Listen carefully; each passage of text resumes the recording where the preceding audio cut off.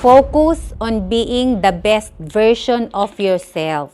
Pag naririnig ng mga tao yung mga magagandang bagay tungkol sa'yo, tahimik lang yan sila. Pero, pag may narinig silang hindi maganda tungkol sa'yo, kinakalat nila ito na parang apoy.